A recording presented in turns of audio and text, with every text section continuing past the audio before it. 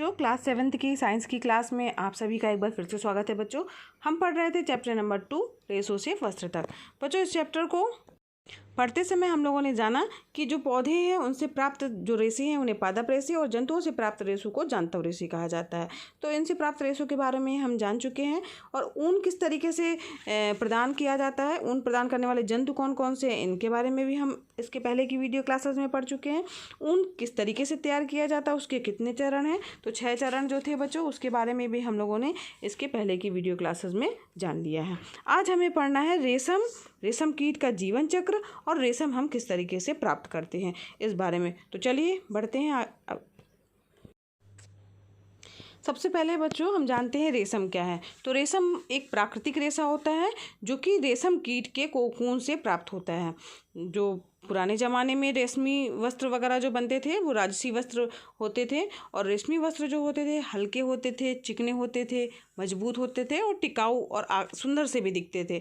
और सबसे पहले जो रेशम है उसका आविष्कार कहाँ पे हुआ था? चीन देश में हुआ था। तो रेशम का आविष्कार कहाँ हुआ था? चीन में हुआ था।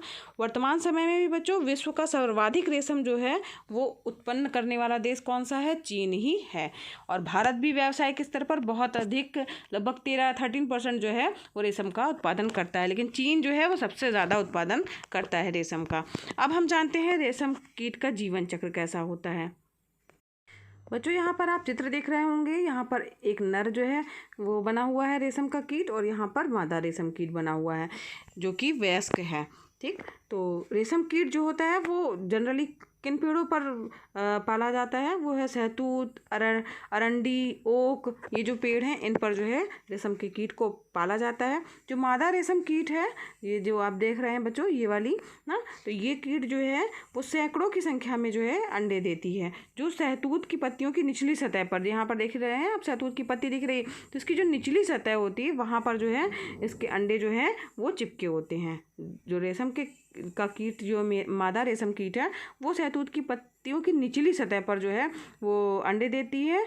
और साथ ही बच्चों अंडों में से सफ़ेद रंग के लार्वा निकलते हैं जिन्हें क्या कहा जाता है? वो कैटरपिलर या इल्ली या लार्वा कहा जाता है। ठीक है, ये पेड़ की कोमल पत्तियों को जो है वो खाते हैं। तो आपने देखा होगा कभी कभी कि वो पत्तियां जो हैं वो पता चला किनारे से कटी फटी होती हैं। तो वो जो लार्वा है जो निकले हुए हैं ना, वो पेड़ की कोमल कोमल पत्तियों को खाते हैं और 4 से 6 हफ्ते में अपनी वृद्धि कर लेते हैं और जीवन चक्र की अगली अवस्था में प्रवेश कर जाते हैं। बच्चों जो रेशम कीट है उसके लार्वा में एक विशेष प्रकार की ग्रंथि होती है जिसे क्या कहा जाता है? रेशम ग्रंथि कहा जाता है।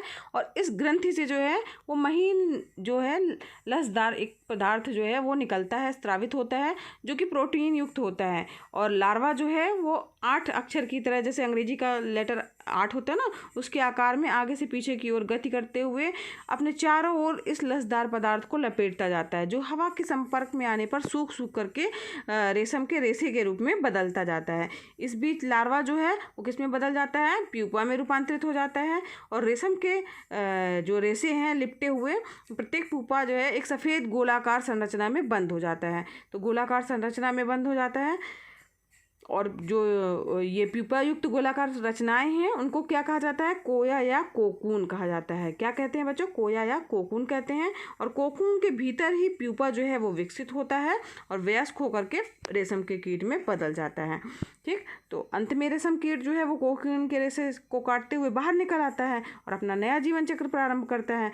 तो इस तरीके से जो उसका रेशा है वो हम अलग हो जाता है और वो हमारे कपड़े बनाने के काम में आता है। यहाँ पर देखिए बच्चों चित्र दिख रहा होगा आपको।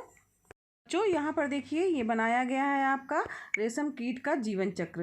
तो इसमें सबसे पहले क्या होता है? जो वयस्क रेशम कीट होता है जो कि ये दिख रहा है, ये जो है वो जो सहतूत, अरगंडी या ओक का जो भी पेड़ है जिसमें हम इसका पालन कर रहे हैं उसमें जो है इसके पत्ते पर जो है ये पत्ते के पीछे की तरफ जो है वो अंडे देती है। जो मादा रेशम कीट होती है वो अंडे देती है और जो ये अंडे होते हैं वो नीचे की तरफ जो है चिपके रहते हैं। इसके बाद ये अंडे जो है वो पत्तियों को खा करके जो है 4 से 6 हफ्ते में जो है वो वृद्धि कर लेते हैं और जो है वो लार्वा जो है एक विशेष लार्वा के रूप में बदल जाते हैं। तो ये यहाँ देखिए, ये इसका नेक्स्ट चरण क्या है, लार्वा जिसे इल्ली कहा जाता है, उसमें बदल जाते हैं।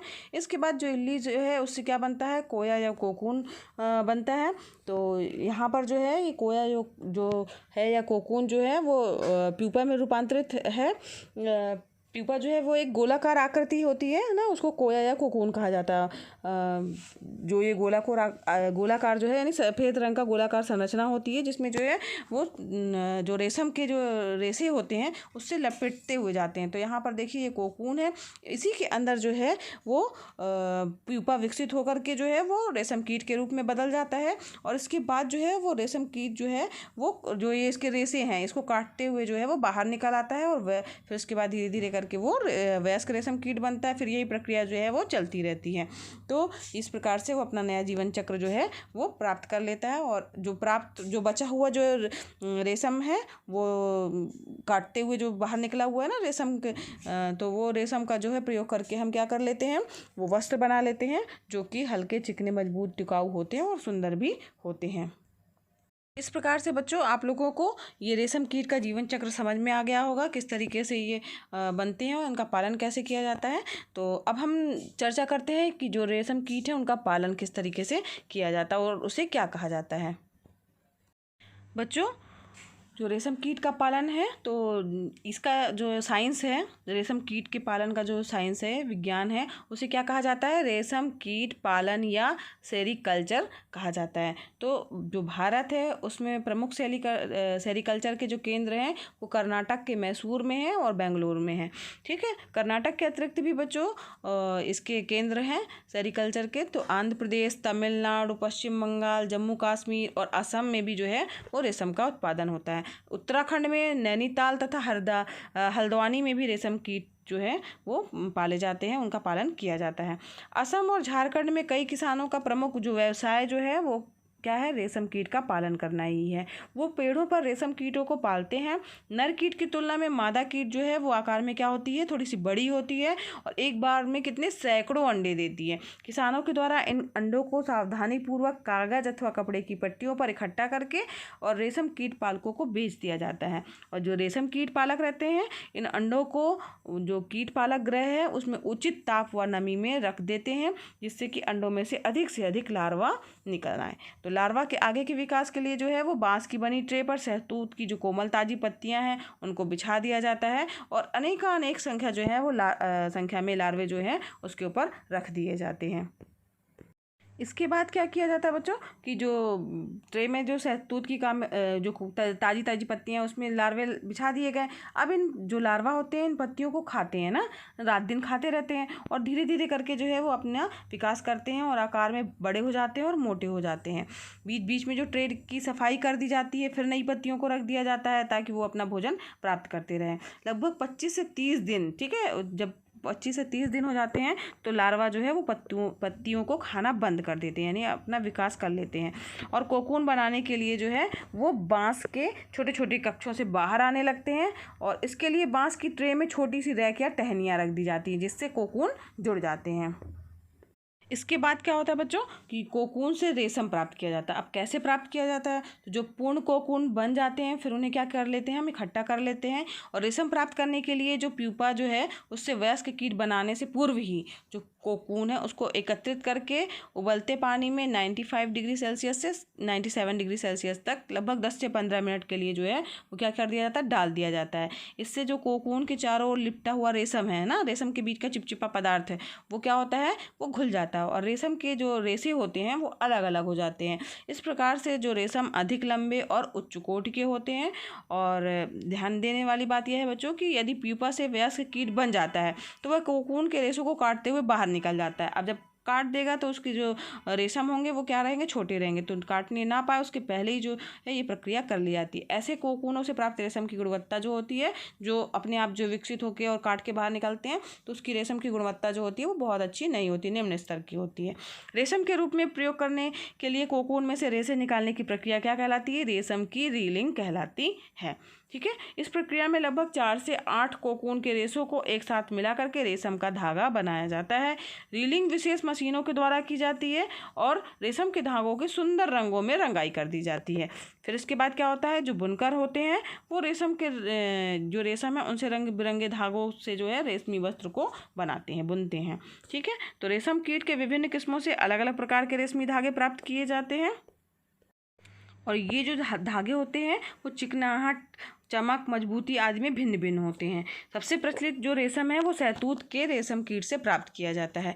इसके अतिरिक्त ओक, अरंडी है ना, इन सब पेड़ों की पत्तियों पर भी जो है रेशम के कीड़ों को पाला जाता है और उसके बाद रेशम प्राप्त किया जाता है। तो इन पत्तियों पर पाए जाने वाले विभिन्न रेशम कीटों से टसर रेशम, मूंगा रेशम, कोसा रेशम और एरी रेशम जो है वो प्राप्त किए जाते हैं और इनसे फिर क्या किया जाता है, वस्त्र की बुनाई की जाती है, वस्त्र बनाए जाते हैं। तो इस प्रकार बच्चों आज के लिए बस इतना ही। आज हम लोगों ने जाना कि जो रेशम है वो क्या है और वो रेशम किस तरीके से जो है वो हम प्राप्त करते हैं, उसका जीवन चक्र, रेशम कीट का जीवन चक्र कैसा होता है, कैसे वो लार्वा में बनता है, फिर कोया जो कोकून बनता है और उससे जो है वो रेशम निकलता है। और रेशम कीट का पालन हम किस तरीके से करते हैं ये भी हम लोगों ने इस वीडियो क्लास में जान लिया बच्चों।